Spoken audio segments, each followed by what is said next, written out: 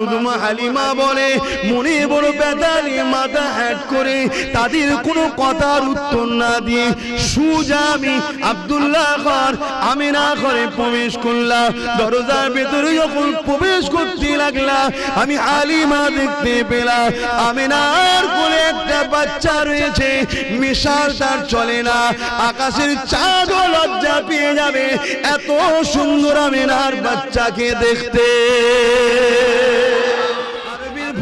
রীতিনীতি অনুযায়ী শিক্ষা যাতে ভালো হয় তাই এমন করে দাইমার কাছে বাচ্চাদেরকে দিয়ে দিতে হয়। এই যুবকেরা আব্বারা তরুণেরা দলে দলে বিভিন্ন জায়গা থেকে নারীরা এসেছিল মদিনা মক্কার জমিনে বাচ্চাদেরকে নেবে বলে। আমার রাসূলুল্লাহ বাবা নবী বলে আমার নবীকে কোনো মহিলা নিল না, কেননা তারা জানে এতিম বাচ্চাকে নিলে বেশি টাকা পাবো না। এই যে এতিমকে অবহেলা করা এটা আজ থেকে নয় যুগে যুগে চলে আসছে। আর আমার নবীকে তারা নিল না। একটা একটা বাড়ি থেকে বাচ্চা দিওকে নিয়ে যে যার মতো মহিলারা চলে যেতে লাগলো। ওই কাফেলার সঙ্গে রওনা দিয়েছিল হযরতে হালিমা বলে একজন মহিলা, বড় দুর্বল মহিলা, গরিব মহিলা, বয়সটাও হয়েছিল এবং গরিবী সংসার অভাবী সংসারের মহিলা। তাই তিনি তিনার যে উটনিটাকে নিয়ে আসছিল ওই উটনিটা গরিবের উটনি বলে ভালো খেতে পারেনি, তাই দ্রুত হাঁটতে পারেনি, আস্তে আস্তে পিছনে চলে গিয়েছিল। বাকি কাফেলার সাথীরা আগে আগে এসে ধনী লোকদের ঘর থেকে একটা একটা করে যে যার মতো বাচ্চা নিয়ে অর্থ নিয়ে তারা রওনা দিতে লাগলো। যখন মক্কা দিয়ে বেরিয়ে যাবে হযরতে হালিমার সঙ্গে দেখা হয়ে যায়। হালিমাকে বলতে লেগেছে হালিমা রে আর তুমি এমন করে হযরতে হালিমা দুদুমা হালিমাকে বলে আর তুমি মক্কাতে যেও না, কেন মক্কার সব বাচ্চা দিওকে আমরা নিয়ে চলে এসেছি। হ্যাঁ একটা বাচ্চা আছে আব্দুল্লাহর ঘরে, যে আব্দুল্লাহ নাকি দুনিয়ায় নাই, এতিম বাচ্চা। ওই বাচ্চাকে তুমি নিলে সে এতিম, সে খরচ তার মা দিতে ঠিক মতো পারবে না। এমনি তুমি গরিব, আবার ওই বাচ্চাটাকে নিলে তোমার নিজেরই খাওয়া ঠিকভাবে হয় না, বাচ্চাটা যত্ন করতে পারবে না। আম্মা দুদুমা হালিমা বলে মনে বড় বেদালি মাথা হ্যাট করে তাদের কোনো কথার উত্তর না দিয়ে সুজা আমি আব্দুল্লাহ ঘর আমিনা ঘরে প্রবেশ করলাম। দরজার ভেতরে যখন প্রবেশ করতে লাগলাম আমি হালিমা দেখতে পেলাম আমিনার কোলে একটা বাচ্চা রয়েছে, মিশাল তার চলে না, আকাশের চাঁদও লজ্জা পেয়ে যাবে এত সুন্দর আমিনার বাচ্চাকে দেখতে।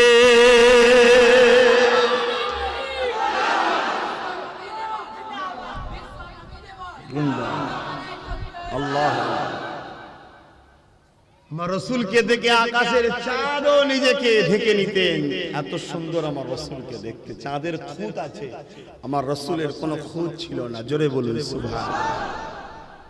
এ নজওয়ানেরা, এ আমার দাদা পীরের এলাকা মানুষেরা, ও চাচুয়া গ্রামের মানুষেরা, আশেপাশে গ্রামের বাপ মারা ভাই বোনেরা, আল্লাহ পাক আমার আপনার নেতাকে কি সম্মান কি মর্যাদা দিয়েছে।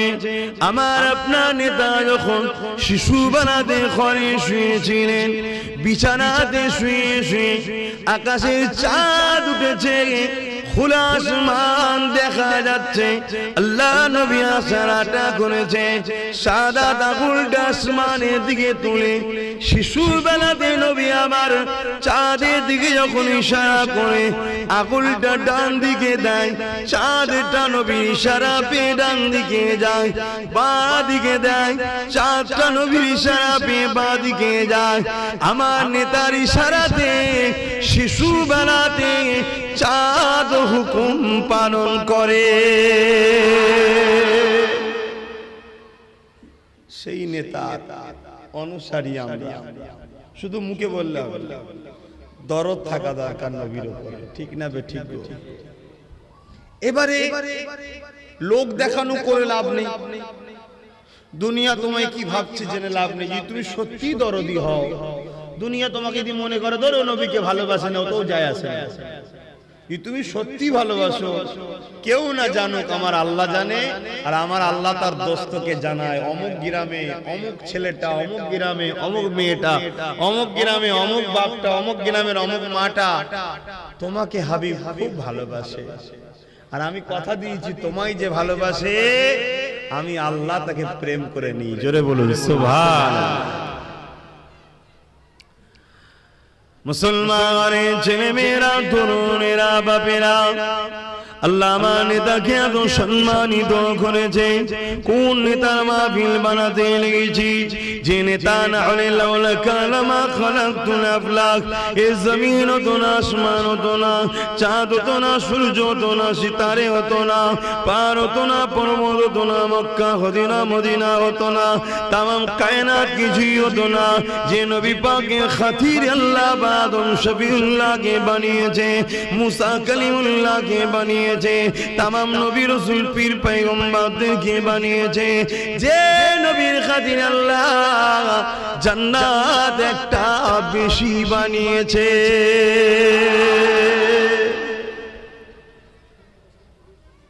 সেই নবীর আলোচনা শুনছি। এই যে আপনারা বসে বসে আমার নবীর কথা শুনবেন, আপনাদের কি লাভ? এই লাস্টে শুধু তাবারুক খিচুড়িটা নেবেন, বিরিয়ানিটা নেবেন, ওইটাই লাভ? ওটা তো সবার বাড়িতে আল্লাহ করে আজকে আছে, কার বাড়িতে অভাব আছে? তবে একটা দিন আসছে মানুষের বাড়িতে এক মুঠো চাল পর্যন্ত পাওয়া যাবে না, খুব শিগগিরই আসছে। তারপর আবার একটা দিন আসছে যেদিন মানুষের বাড়িতে যেমন ঝাঁট দিয়ে জঞ্জাল বার করে না মানুষ, কখন গাড়ি আসবে গাড়িতে তুলে দেয়, বিশেষ করে পৌরসভা এলাকাগুলি হয়, ওই রকম মানুষ তার ঘর থেকে সোনা দানা ঝাঁট দিয়ে বস্তা করে বাইরে বার করে রাখবে, ভাই নিয়ে যা ভাই, সেটাও আর সবই আল্লাহর পরীক্ষা।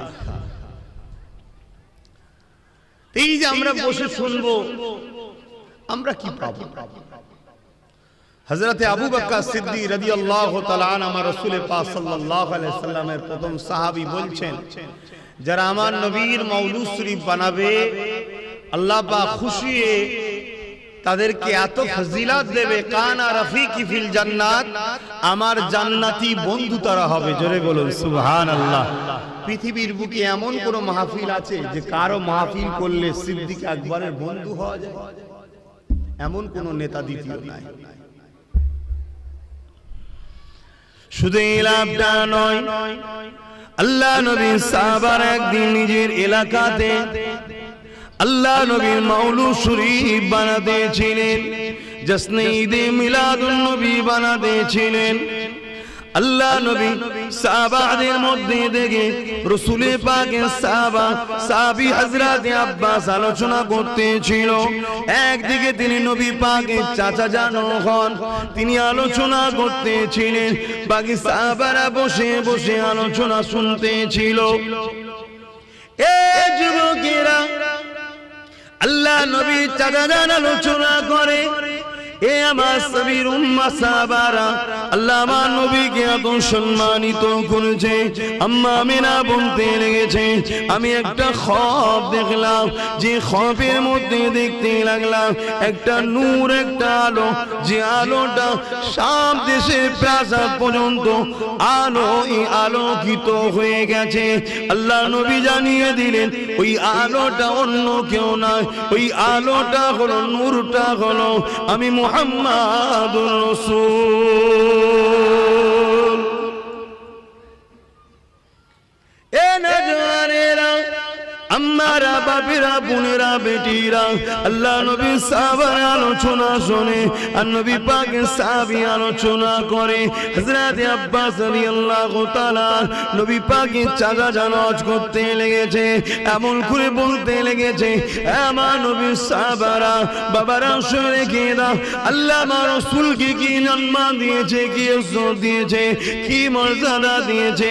আমার রাসূল যখন আম্মা আমিনার গর্ভে ছিল, দুনিয়া জমিন জমিনে আম্মা আমেনা রাসূল যখন গর্ভে ছিলেন আম্মা আমেনা একদিন খ্বব দেখতে লাগলেন আমার ঘরে একটা যুবক সন্তান প্রবেশ করেছে ওই খ্ববের মধ্যে আমি আমেনা আমার ঘুমটা ভেঙে যায় আমি চমকে যাই ঘুমটা ভেঙে গিয়ে চোখটা খুলে দেখি খ্ববে যে যুবকটাকে দেখেছিলাম ওই যুবকটা আমার ঘরে দাঁড়িয়ে আছে আমি আমেনা দেখে ঘাবড়ে গেলাম ওই যুবকটা আমাকে বলেছিল ও মা আমেনা ঘাবড়ে যাবেন না মা আমি দুনিয়ার কোনো পুরুষ নয় আমি হলো আল্লাহ পাকের পাঠানো ফেরেশতা হযরতে জিবরাইল আলাইহিস সালাম এ আমেনা খুশি সংবাদ নিয়ে এসেছি আল্লাহ তোমার গর্ভে একটা সন্তান রেখেছে ওই সন্তানটা কে জানো আম্মা আমেনা বললেন জানি না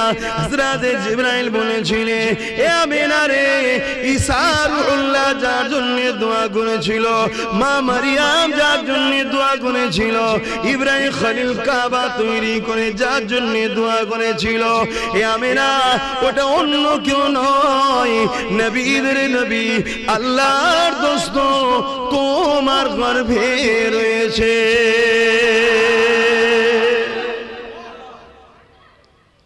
সেই নেতার আলোচনার মাহফিল যদি চুপ করে বসে শুনি আর এই আলোচনা শুনে যদি অন্তর খুশি হয় ফায়দা আছে না না একটু সারাদিন ফায়দা আছে না না কি ফায়দা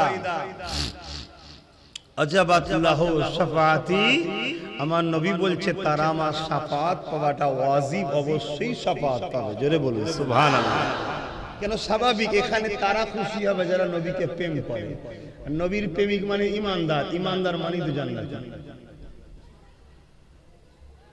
কত মর্যাদা যে রাসূলের শাফাআত পাওয়া যাবে নবীর মাউলুদ শরীফে বসে নবীর আলোচনা শুনে যদি আরো অন্তর ঠান্ডা হয় খুশি হয় সে এত বড় মর্যাদা পাবে জান্নাত কিনা যায় বলুন না গো হ্যাঁ আল্লাহ বলেছে কিনা যায় সেটা হলো জান আর মালের বিনিময় যদি আল্লাহ তোমার জান না কবুল করে মাল যদি অ্যাকসেপ্ট না করে তো বেকার কিন্তু রাসূল বলছে আমার মাউলুদে বসে খুশি বানালে ওয়াজাবাত লাহু শাফাআতি আমি নবী আমার শাফাআতটা তারা পাবে জোরে বলুন সুবহানাল্লাহ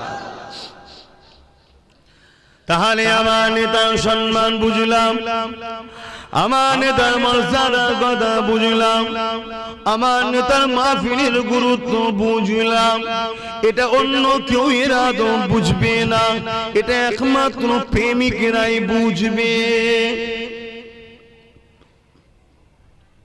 এ যুবকেরা আল্লাহ নবী দুনিয়ায় তাশরীফ এনেছিলেন 570 খ্রিস্টাব্দে বারো রবিউল আউয়ালে সোমবার সন্ধ্যা থেকে সময় আজ থেকে কিছু কম বেশি 1450 বছর আগে ওই সময় পৃথিবীর জমিনে আসমান ও জমিন গাছপালা তরুলতা পশু পাখি তামাম মখলুকাত খুশি হয়েছিল কাবা বুঝেছিল আমি শিরক মুক্ত হব আমি মুক্তি পেয়ে যাব কাবা খুশি হয়েছিল মক্কার জমিন খুশি হয়েছিল আমি রহমতের নবীর কদম পাবো একমাত্র খুশি হয়েছিল শয়তান আর শয়তানের অনুসারীরা আজও দুনিয়া জমিনে কোন জায়গায় যদি আমার নবীর আমদের আলোচনা হয় আমার নবীর প্রশংসা তারিফ করা হয় আমার নবীর আগমনের আলোচনা হয় আজও দুনিয়া জমিনে এই মাসটা এলে এই তারিখটা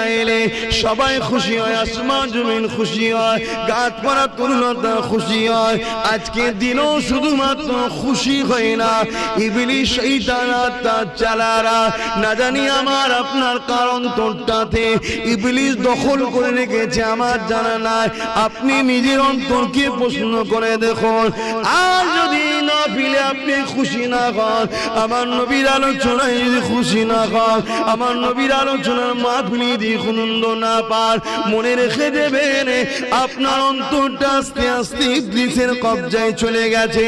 এই জায়গা থেকে আপনাকে ফিরে আসার রাস্তা আছে। ওই রাস্তাটা হলো উযকুরুল্লাহ যিকরান কাসীরা, আল্লাহ নামে বেশি বেশি করে জিকির করে অন্তরে ধাক্কা দিতে হবে। আল্লাহ আল্লাহ আল্লাহ আল্লাহ আল্লাহ আল্লাহ আল্লাহ, এইভাবে আল্লাহর পবিত্র জাত নামকে ডেকে ডেকে অন্তরকে পবিত্র করতে হবে। কেননা পৃথিবীর একটা মানুষ জান্নাত যেতে পারবে না যদি তার অন্তরে রসুলকে রসুল চিনে, জানের থেকে বেশি ভালোবেসে আদব করে যদি মেনে না নেয়, সে কোনোদিন আল্লাহ পাকে জান্নাতে যেতে পারবে না। কেননা জান্নাতে সে যাবে যে আমার আল্লাহর দোস্তকে ভালোবাসবে।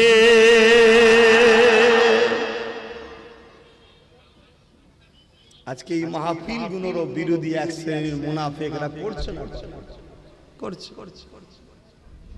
তারাও বড় বড় ডিগ্রিধারী, বড় বড় বক্তা, বড় বড় মৌলী সাহেব, বড় বড় সব হযরতজি, তারাও বিরোধী।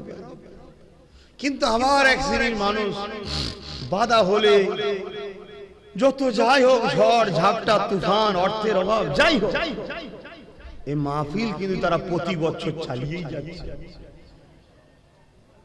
হযরতে শাহ ওলিউল্লাহ মুহাদ্দিস দেহলভী রহমাতুল্লাহ আলাইহি, যিনার দিল্লিতে মাজার আছে, ফুরফুরা ও দেওবন্দি উভয়ের আকাবেরের মাথায় যিনি রয়েছেন, আমাদের উভয়ের মাতার আকাবের পীর সাহেব ইমাম, যিনি এশিয়া মহাদেশে এই ভারতবর্ষে সর্বপ্রথম হাদিস এনেছিলেন, ওই পরিবার। তো উনি প্রতি বছর রসুলের মিলাদ করতেন। এক বছর খুব অভাব দেখা দিয়েছে, তো এই ছুলা করেছে, ছুলা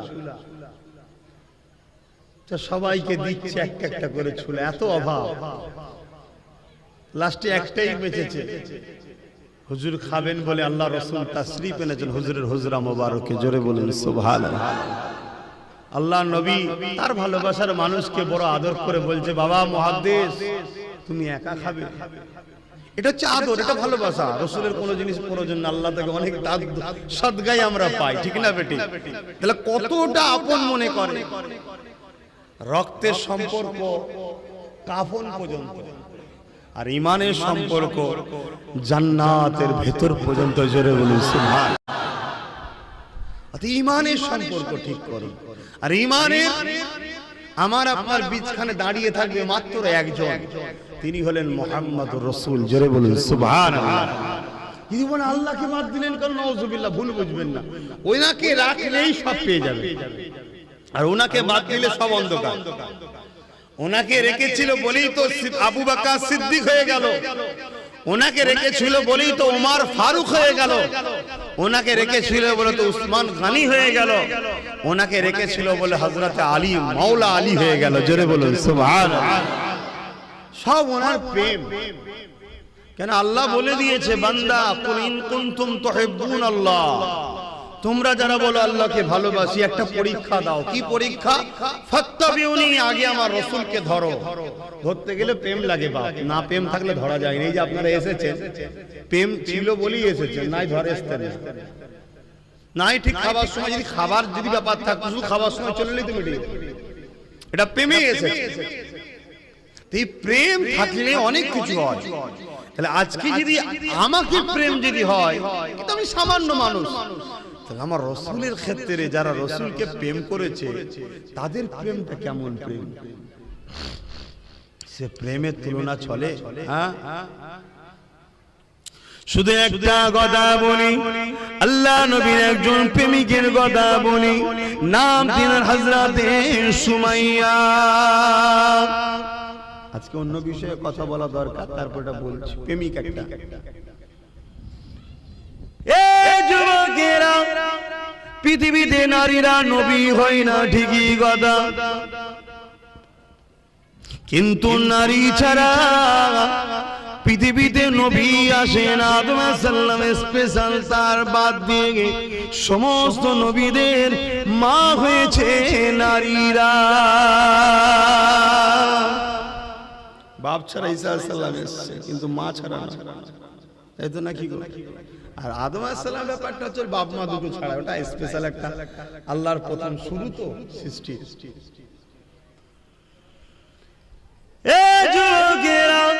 ইসলামের ইতিহাসে আমার নবীর বহু প্রেমিক রয়েছে, আমার নবীকে অনেক ভালোবেসেছে, কিন্তু আমার নবীর প্রেমে ইসলামের ইতিহাসে সর্বপ্রথম যিনি জান দিয়েছে উনি কোন পুরুষ নয়, উনি হলো নারী, যিনার নাম হলো আম্মা জান হযরতে সুমাইয়া। এ যুবকেরা, আম্মা সুমাইয়ার অপরাধ কি ছিল?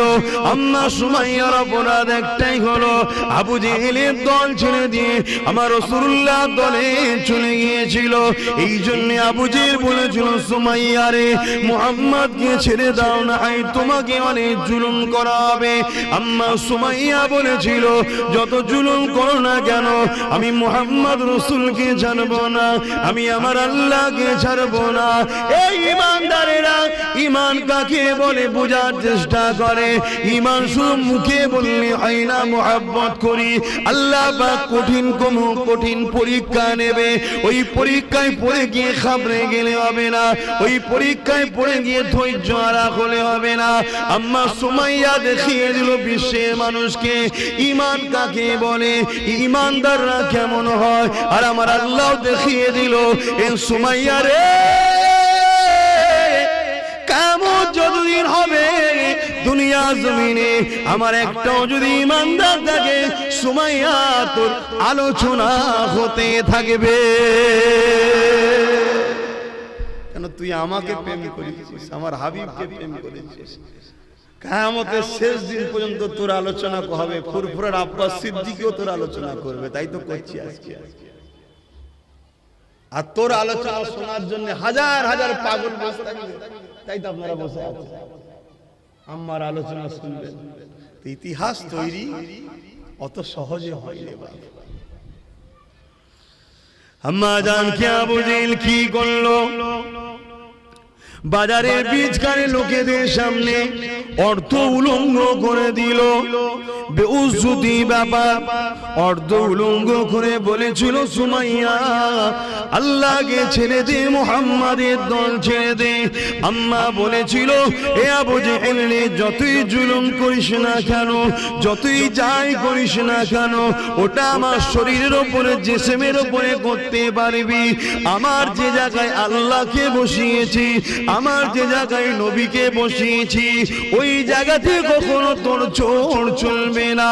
ওটা আমার অন্তর, ওটা আমার হৃদয়। এই যুবকেরা, এই কথা শুনে আবু জেহেল রেগে গিয়ে ঘোড়া মাঙালো দুটো। আম্মা সুমাইয়া দুই পায়ে ভালো করে দড়ি বেঁধে দিল, ঘোড়ার পায়ে দড়ি বেঁধে দিয়ে ঘোড়াকে ছুট কাটাতে লাগলো। আর বুকের উপরে একটা ভারী পাথর চাপিয়ে দিল। নিঃশ্বাস নিতে কষ্ট হতেছিল। গরম মরুভূমির বাড়ির উপর দিয়ে আম্মা সুমাইয়াকে টেনে টেনে যেতে নিয়েছে। ভেবে দেখুন তো দেখি, চোখটা বন্ধ করে ভেবে দেখো, যদি আপনাকে বালির উপর দিয়ে টেনে নিয়ে যাওয়া হয়, যে গরম বালিতে মানুষ পা দিতে পারে না, ওই গরম বালিতে আম্মাকে চিৎ করে শুইয়ে দিয়ে টেনে টেনে টেনে টেনে নিয়ে যেতে লেগেছে। ঘোড়া ছুটতে লেগেছে, বুকে আবার ভারী পাথর, দম নিতে অসুবিধা হচ্ছে, পিঠের কোমরের চামড়া কোনো ছিলে ছিলে ছিলে ছিলে ছিলে ছিলে আম্মার ঘাড়ের কাছে জড়ো হয়ে গেছে। তথাপিও আম্মার জবান থেকে আল্লাহ আল্লাহ নবীর নাম মুছতে পারেনি।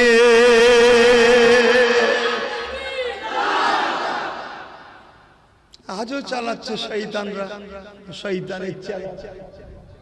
আমাদের কাছ থেকে কি করে আল্লাহ সরাবো, নবীকে সরাবো, চেষ্টা আজও করছে। বিশেষ করে আমার মা বোন চেষ্টা করছে, সব ষড়যন্ত্র চলছে। এইবারে বাপ যে প্রেম করে সে কখনো ছাড়বে না। কেন? যে প্রেম করছে, প্রেমের মজা বুঝেছে তো। সে খেতে পেলেও আল্লাহ বলবে, না খেতে পেলেও আল্লাহ বলবে।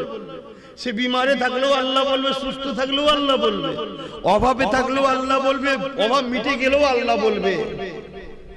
হযরতে নবী আইয়ুব আলাইহিস সালাম মনে আছে 14 থেকে 18 বছর বিমারে ছিল। কেন? শয়তান বলেছিল আল্লাহ আইয়ুব নবীকে তুমি এত দিয়েছো তাই তোমায় ভালোবাসে। তো এই পরীক্ষা শুরু হলো।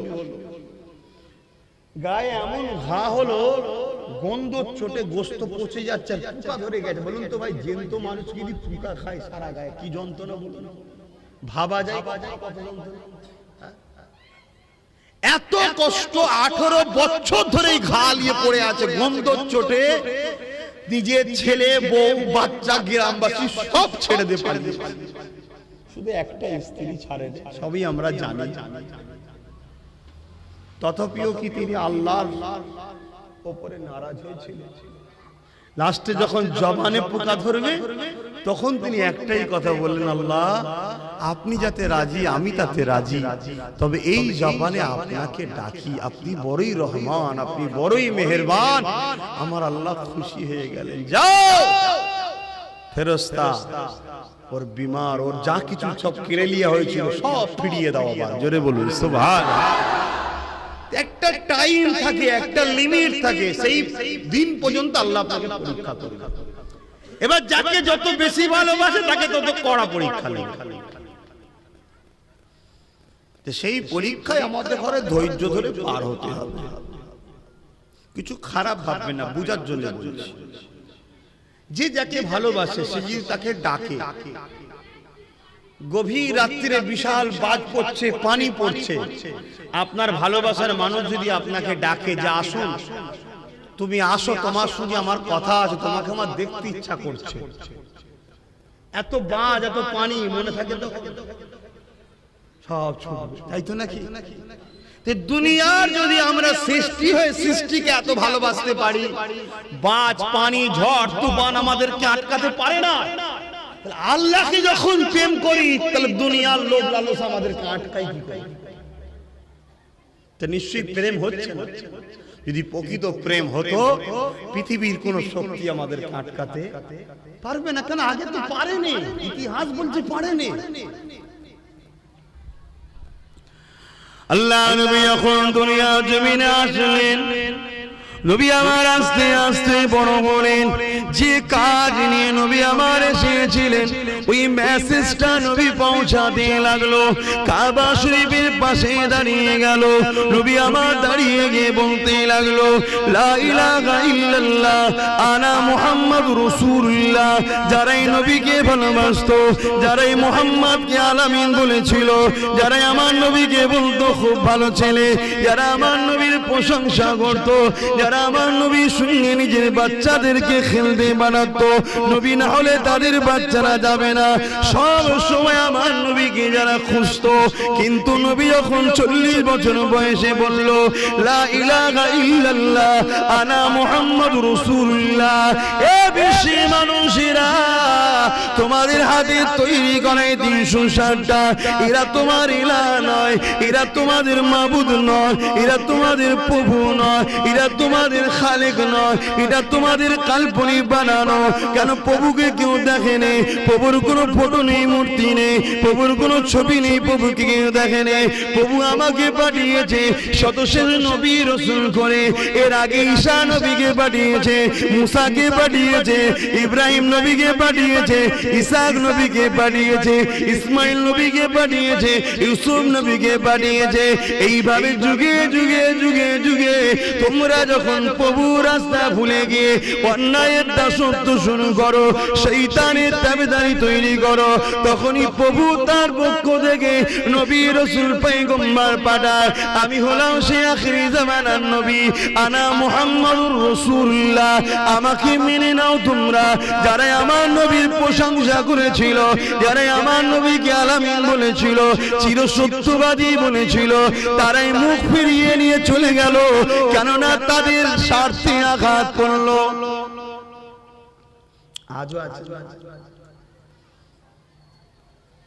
আজও আছে যারাই আপনাদের কারণে হুড়োহুড়ি করবে, যারাই আপনাদের কারণে কত শাবাশি দেবে, যখনই দেখবেন স্বার্থে আঘাত করবে তারাই তখন ফসতে নেবে। আজও আছে। আল্লাহ রাসূল দ্বিতীয় দিন আবার গেলেন, আবার লোককে ডাকলো। শুনছেন তো বাপ ভাইরা, অনেক কষ্ট করে পৃথিবীতে ইসলাম প্রচার হয়েছে। মুড়ি পেঁয়াজি খেয়ে নয়,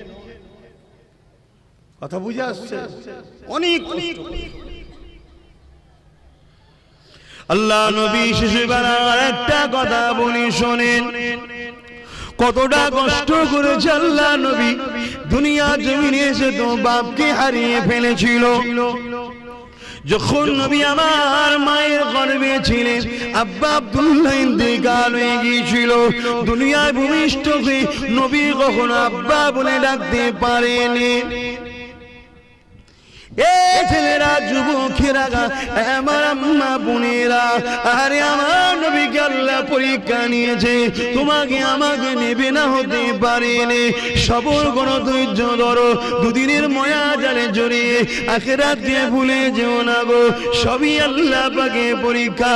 আবার নবী পাক যখন দুনিয়া গমন করলেন, আরবের ভৌগোলিক রীতিনীতি অনুযায়ী শিক্ষা যাতে ভালো হয়, তাই এমন করে দাইমার কাছে বাচ্চাদেরকে দিতে হয়।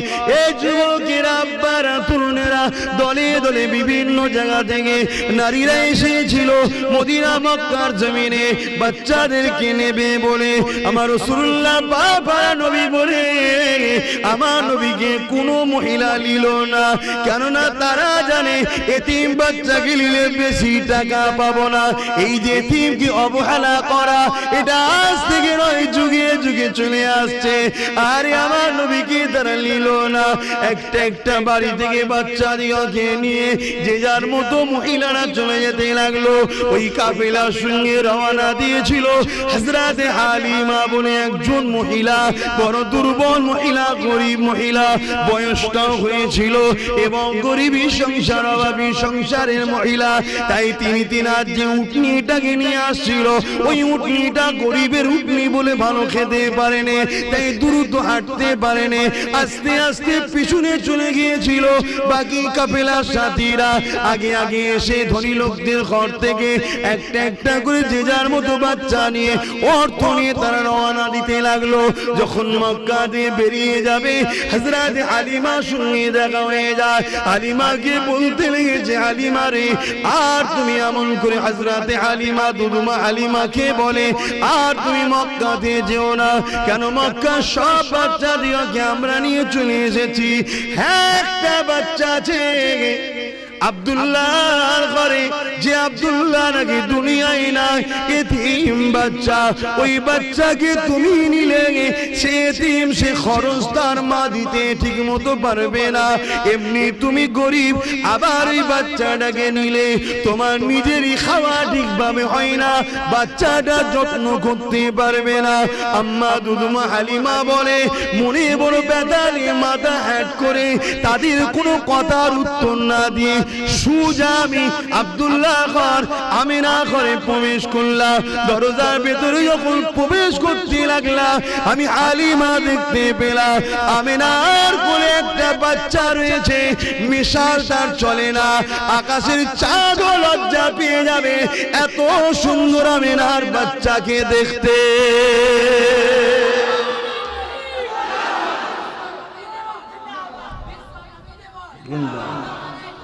আল্লাহ, আমার রাসূলকে দেখে আকাশের চাঁদও নিজেকে ঢেকে নিতেন, এত সুন্দর আমার রাসূলকে দেখতে। চাঁদের খুঁত আছে, আমার রাসূলের কোনো খুঁত ছিল না। জোরে বলুন সুবহানাল্লাহ। কি গো, বলা যাবে তো নাকি? কেন এখন বাবা কথা বলা যাচ্ছে না? তাম্মা আমিনা হুজুরের কোলে আমার রাসূল রয়েছে। রাসূল তারা আম্মার মুখের দিকে তাকিয়ে আছে। দুদুমা হালিমা ঘরে ঢুকেছে। আম্মা হালিমা বলছেন, আমিনার কোলে তো তুলনা চলে না, বুঝাবার জন্য বলছি, চাঁদের যেন একটা টুকরো রয়েছে। জোরে বলুন সুবহানাল্লাহ। আমি যখনই ঘরে ঢুকলাম, আমিনার থেকে মুখটা ঘুরিয়ে মুস্তাফা জানে রহমত আমি হালিমার দিকে তাকালো। তাকিয়ে একটা মুচকে হেসেছিল।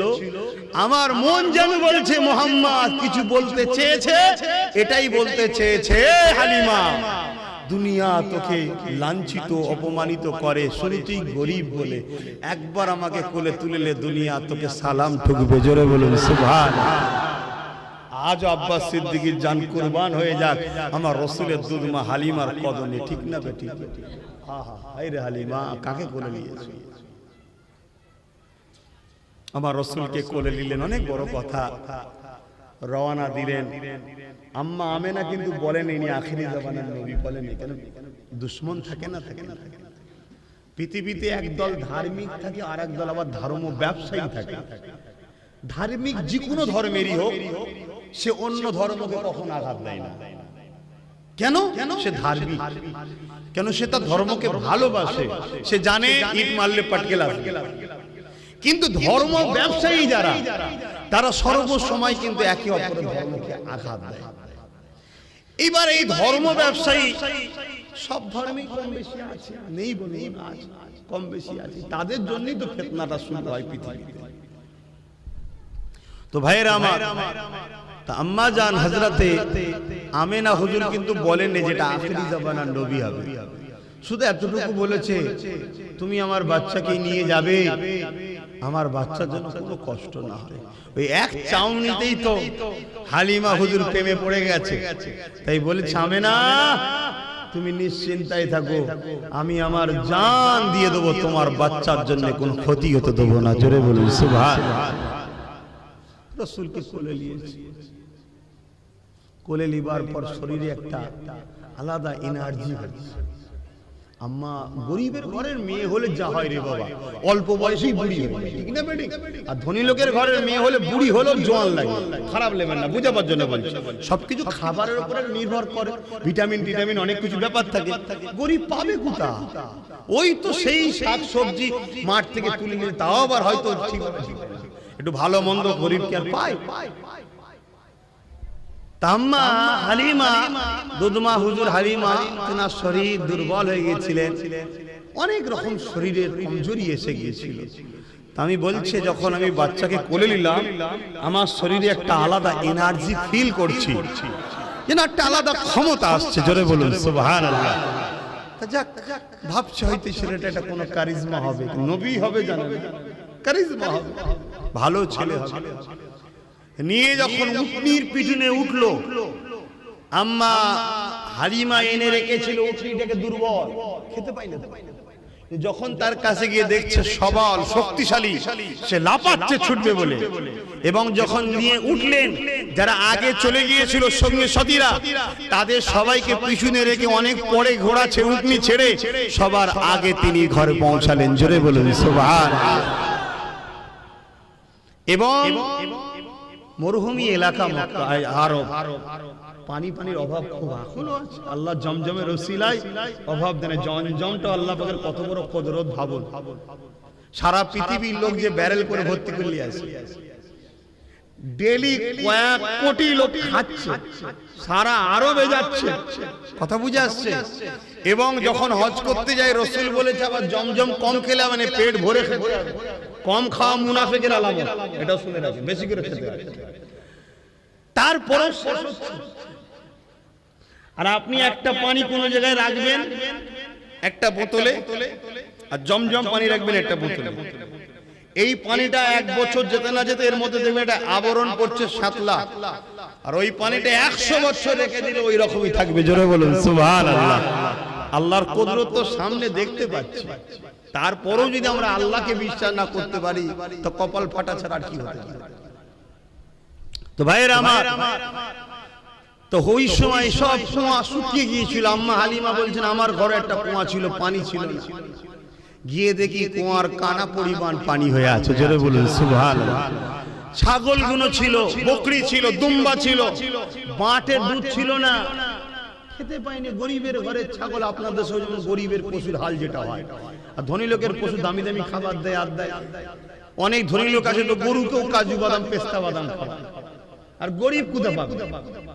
দুর্বল হয়ে গিয়েছিল, কিন্তু দেখছে তার বাটে তো গিয়ে দুধে পরিপূর্ণ হয়ে আছে। জোরে বলুন সুবহানাল্লাহ। এইভাবে যখন ঘটতে লেগেছে, আম্মা হালিমা বুঝতে পারছে সব কারিজমা ওই বাচ্চার ওসিলায় হচ্ছে। অতএব এই বাচ্চাকে একটা আলাদা গুরুত্ব দেওয়া দরকার।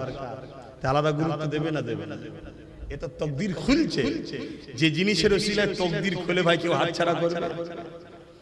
এই সমস্ত বাচ্চারা আবার রসুল ছাড়া ফাঁকে যেত না। তাই একদিন এসে আম্মা হালিমার কাছে বলছে যে আপনার বাচ্চাকে আমাদের সঙ্গে দিন, আমার বাচ্চারা আপনার বাচ্চা ছাড়া খেলাধুলাও করতে যাচ্ছে না। আম্মা হালিমা বলছে না, আমি এই বাচ্চাকে ছাড়বো না। আমার রাসূল বলছেন মা আপনি চিন্তা করবেন না, আপনি আমাকে ছেড়ে দেন, আমি তো শুয়ে যাচ্ছি। আল্লাহ রাসূল গেলেন, সমস্ত বাচ্চারা খেলছে, নবী কিন্তু খেলেন না। নবী পাহাড়ের ধারে, সব পাহাড় এলাকা, এক গুহা গায়ে চুপ করে বসে আছে। হঠাৎ করে পিছন থেকে সালাম আসে, আসসালাতু ওয়াসসালামু আলাইকা ইয়া রাসূলুল্লাহ হাবিবাল্লাহ। আল্লাহ নবী যখনই যেতেন গাছ নবীকে সালাম দিতেন, পাথর নবীকে সালাম দিতেন, পশু পাখি নবীকে সালাম দিতেন। কেন নবী শুধু মানুষের নয়, তামাম মখলুকাতের জন্য আল্লাহ আমার নেতাকে রাসূল করেছে।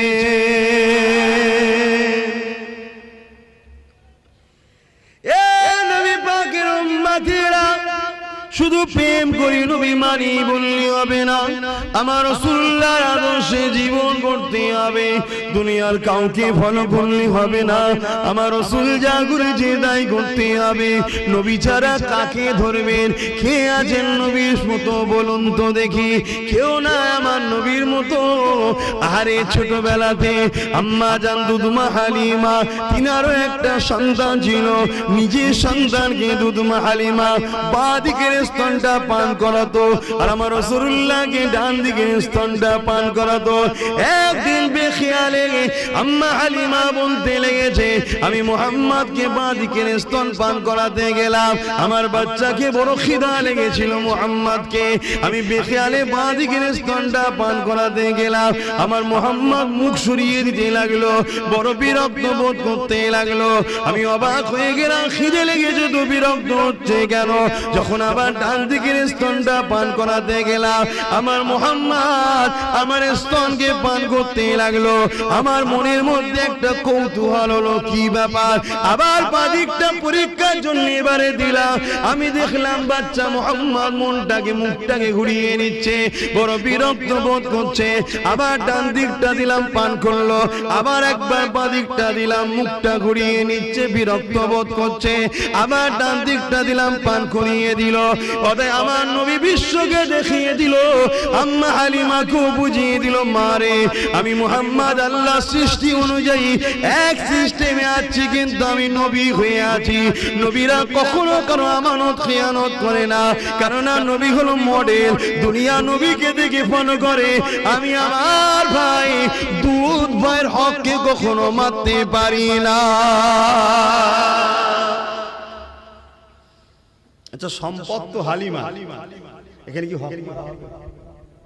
মা যদি তার বাচ্চাকে হক মারা না, রাসূল শিক্ষা দিচ্ছে, দেখো খবরদার, তোমার দুধ ভাইয়ের ওটা, এটা আমার ভাই পান করে, ওর হক ওটা। আর আজকে আমরা কি করি? হক মেরে ধুঁ সরিয়ে ফেলি। হ্যাঁ, এ যুবকেরা, মুখে শুধু দাবি করলে হয় না, এর জন্য আরো ফেসে যাচ্ছেন না। আপনি ইসলামের মধ্যে প্রকৃতপক্ষে আসতে পারলেন না, ইসলামের বাইরেও চলে গেলেন, মুনাফিকি হালে রয়ে গেলেন।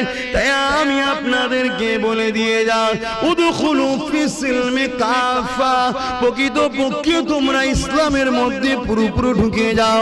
ইসলামের মধ্যে পুরোপুরি ঢুকে গেলে কি করতে হবে? আল্লাহ কোরআন জানিয়ে দিল, লাকাদ কানা লাকুম ফি রাসূলিল্লাহি উসওয়াতুন হাসানা। এ দুনিয়ার মানুষেরা, আমি তোমাদের স্রষ্টা জানিয়ে দিই, আমি মুহাম্মদকে তোমাদের জন্য মডেল করেছি। তোমাদের উঠতে বসতে, শুতে খেতে, চাল চলনে, কারবার ব্যবসা বাণিজ্যে, লেনদেনে, পাড়া প্রতিবেশীর সঙ্গে সম্পর্ক, আত্মীয়তাতে, মা বাপকে কেমন ভালোবাসবে, স্ত্রীর সঙ্গে কেমন সম্পর্ক হবে, স্ত্রী স্বামীর সঙ্গে কিরকম সম্পর্ক হবে, বাচ্চাদের ঘরে কিভাবে লালন পালন করতে হবে, বাচ্চারা বাপ মাকে কিভাবে ভালোবাসবে, সব কিছুই আমার নবী থেকে শেখো। আমার নবী ছাড়া অন্য কারো কাছে চলবে না। এ দুনিয়ার মানুষেরা, আমি আল্লাহ পাক তোমাদের স্রষ্টা, তোমাদেরকে হুকুম করি তুমি নামাজ পড়বে আমার নবীর থেকে শেখো, রোজা রাখবে আমার নবীর থেকে শেখো, হজ করবে আমার নবীর থেকে শেখো, যাকাত দেবে আমার নবীর থেকে শেখো, দান খায়রাত করবে আমার নবীর থেকে শেখো, মা বাপকে ভালোবাসবে আমার নবীর থেকে শেখো, পাড়া প্রতিবেশীকে ভালোবাসবে আমার নবীর থেকে শেখো। অন্য ধর্মের মানুষের সঙ্গে কিভাবে ওঠা বসা করবে আমার নবীর থেকে শেখো। তুমি বিজনেস করছো, ব্যবসা বাণিজ্য করছো, দোকানদারি করছো, সব কিছু আমার নবীর থেকে শেখো। মাফ করবেন, ভুল বুঝবেন না। এমনকি তুমি যদি রাষ্ট্র চালাতে চাও, লিডার হতে চাও, রাজনীতি যদি করতে চাও, আমার আল্লাহ জানিয়ে দিল ওইটাও তোমাকে আমার নবীর থেকে শিখতে হবে। খারাপ লিখে এটা আমাদের আদর্শ। সবাই যে যারটা করছে করুক না, আপনি আপনারটা, এটা আদর্শ। সব কিছু এ থেকে যে তোমার লাইফে অন্য কাউকে ফলো করা যাবে না যদি তুমি ইমানদার হও। এটা হুকুম কার? আমার বাপের হুকুম। কার হুকুম? জোরে বলুন, আল্লাহর হুকুম, যিনি তোমার স্রষ্টা। দুরূদ শরীফ আল্লাহুম্মা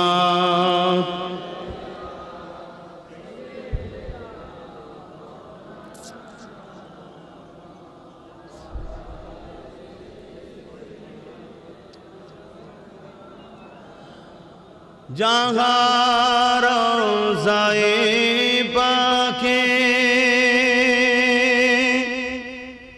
खैरुल वरा है,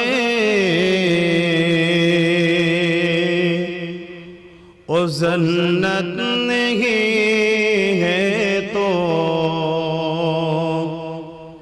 फिर और क्या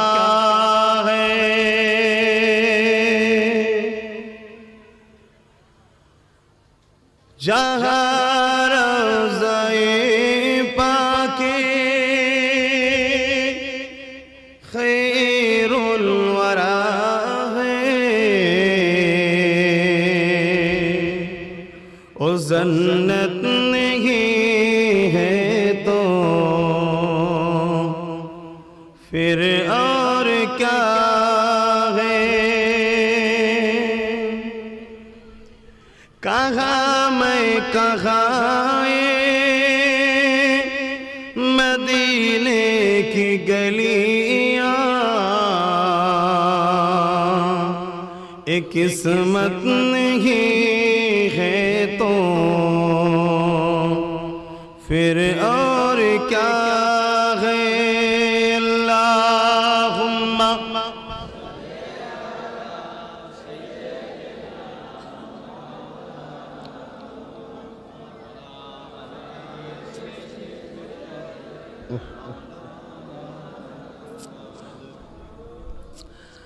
आने वालों ये तो बताओ शहर मदीना कैसा है।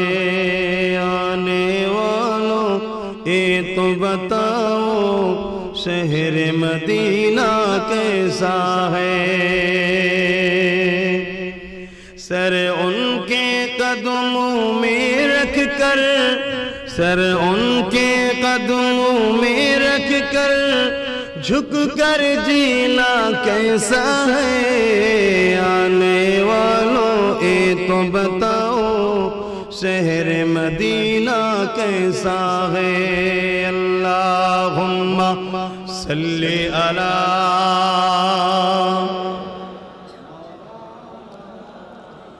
वला आली।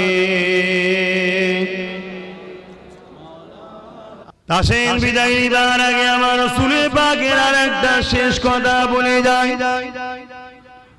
না আম্মা সুমাইয়া হুজুর কথাটা বলবো। কোনটা বলবো? সময় তো নেই আর। যুবকেরা কেউ যদি আমাকে ভুল বোঝেন, আমার কিছুই করার না, তবে মনে রেখে দেবেন, উঠতে নবীকে ফলো করুন, বসতে নবীকে ফলো করুন, খেতে নবীকে ফলো করুন, শুতে নবীকে ফলো করুন, নামাজে নবীকে ফলো করুন, রোজাতে নবীকে ফলো করুন, হজে নবীকে ফলো করুন, যাকাতে নবীকে ফলো করুন, ব্যবসায়ী নবীদের ফলো করুন, মা বাপের সেবাই নবীকে ফলো করুন, কন্যাকে মানুষ করে নবীকে ফলো করুন, সন্তান মানুষ করে নবীকে ফলো করুন, সংসার জীবনে নবীকে ফলো করুন। এক কথায় আপনার জীবনে একটাই উদ্দেশ্য থাকবে, নবী নবী নবী নবী নবী নবী নবী নবী। নবী ছাড়া অন্য কিছু বুঝবেন না, নবী ছাড়া অন্য কিছু বলবেন না, নবী ছাড়া অন্য কিছু দেখবেন না, নবী ছাড়া অন্য কিছু শুনবেন না। সব জায়গায় যদি নবীকে রাখতে পারেন, তাহলে মনে রেখে দেবে, কাল কিয়ামতের ময়দানে মাথার এক বিদা ইখতিলাফাত উপরে আল্লাহ যেদিন সূর্যকে নামিয়ে দেবে, 12 গুণ তাপকে বাড়িয়ে দেবে, নাকের খুলগুলো গলে গলে পড়তে লাগবে, লোহা নরম হয়ে যেমন লাল হয়ে যায়, জমিনটা লাল হয়ে যাবে। ওই দিনে আপনাকে নবী নবী যদি দুনিয়ায় রাখতে পারে, ওই দিন নবী উম্মত উম্মত উম্মত করবে, ওই উম্মতের খাতাতে আল্লাহ আপনাকে মিলিয়ে দেবে। যেদিন পুলসিরাতটা পার হয়ে জান্নাতে যেতে হবে, ওই পুলসিরাতের নিচে জাহান্নাম রয়েছে, ওই পুলসিরাত পার হয়ে সবাইকে যেতে হবে। আব্বাস খলিফির ঘরের ছেলে, আব্বাস মুজাদ্দিদ জামানের খানদানের ছেলে, আমার জন্য অন্য রাস্তা নয়, ওই পুলসিরাত পার হতে হবে, তোমাদের জন্য ওই পুলসিরাত পার হতে হবে, সবাইকে ওই পুলসিরাত পার হতে হবে। চুলের থেকেও সরু, হিরের থেকেও ধার, ওই দিন দিকে পার হতে পারবে।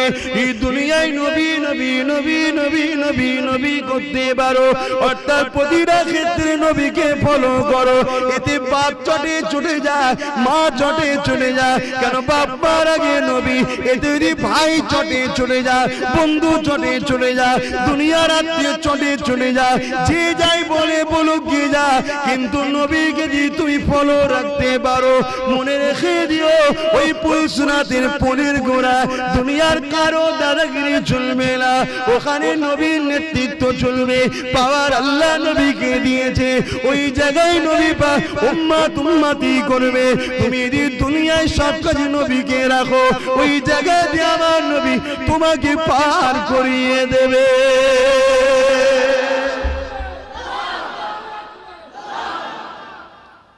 বাকিটা আপনাদের ইচ্ছা, প্রত্যেকের স্বাধীন আছে, কে কি করবে, কি কিভাবে চলবে, কি কি কথা বলবে, সব স্বাধীনতা আছে। কিন্তু আমার ধর্ম আমাকে অধিকার দিয়েছে, আমার দেশ আমাকে অধিকার দিয়েছে, আপনাদেরকে বুঝালাম আমার ইসলাম ধর্মের নীতি আদর্শের কথা। এটা ধর্মীয় মাহফিল, আপনারা মানবেন কি না মানবেন সবটাই আপনাদের ব্যাপার। আল্লাহ আমাদের সকলকে তৌফিক দেন বুঝার মানার। বলুন আল্লাহুম্মা আমিন।